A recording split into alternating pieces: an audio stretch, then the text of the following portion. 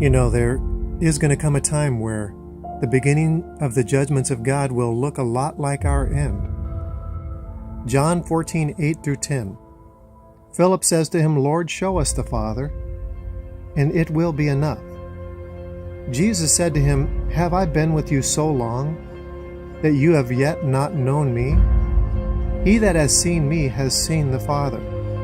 So how can you say then, 'Show us the Father'?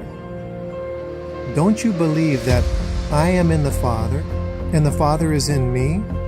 The words that I'm speaking to you, I don't speak of myself, but the Father that dwells in me, He does the works."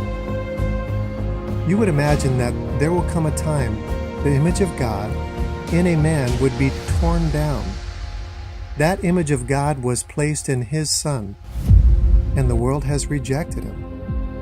You see, they just call Him a good teacher, or maybe an angel, or a little a God as opposed to a big God. They will depict Him in an artwork of ungodly conditions, in images perpetually on a cross, or claim He never died or never rose, or risen only in spirit, maybe that He never existed. Those that pray about Him will be removed from schools. Scriptures etched in concrete will be removed from courthouses. Images of decorations for His celebration will be torn down from public buildings to be replaced with imaginations of men. And this is where we find ourselves today. Imagine. Psalm 62, 3-4. It asks, "How long will you imagine mischief against a man? You will be slain, all of you. You are as bowing walls or tottering fences. They only consult each other to cast down His excellency. They delight in lies, they bless with their mouths and curse inwardly." We're asked in a song every New Year's Eve, in a massive crowd of millions of people, swaying at midnight in the streets of New York, to imagine. Imagine there's no heaven. It's easy if you try. It asks you to imagine that there's no religion, and this will make the world to be as one. This is very hard to imagine, but it was predictable. Romans 1:21 and 22. Because that when they knew God, they did not glorify God, neither were they thankful, but became vain in their imaginations, and their foolish hearts were darkened. Professing themselves to be wise, they became fools. And when fools' hearts have their way, they say this to themselves. Proverbs 12:15. The way of the fool is right in his own eyes. Proverbs 14:9. Fools make a mockery of sin. Proverbs 15:5.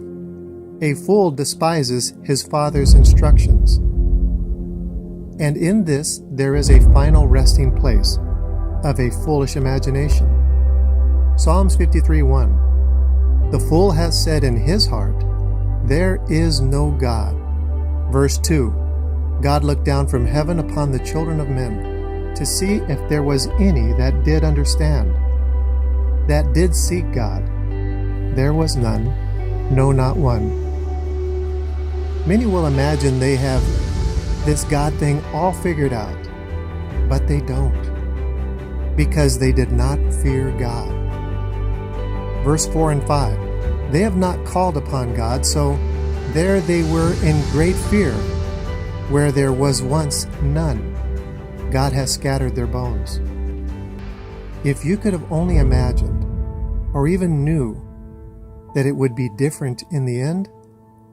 Luke 20:42 says, Jesus said, "If you had known, even you at this day, the things of peace that were to belong to you, but now they are hid from your eyes." Many imagine that they know the system, when to say amen, when to say God bless, but the image of God through His Son has been torn down to the point that you do not even recognize Him, so He won't recognize you. Matthew 7:21. Not everyone that says to me, "Lord, Lord," shall enter into the kingdom of heaven, but only he that does the will of my Father, which is in heaven. In verse 22, they will ask in your name, didn't we do wonderful works? Verse 23, and I will profess to them, I never knew you. Depart from me, and take your works with you. You see, the prodigal son imagines the grass is greener, the food is better, the people less judgmental, but he lands in a pig pen. Imagine that. This is food that I provided to my family for years. I want to now provide it to you. I hope you'll share it with a friend. If you like it, I'll provide more. Thank you for listening, and God bless you.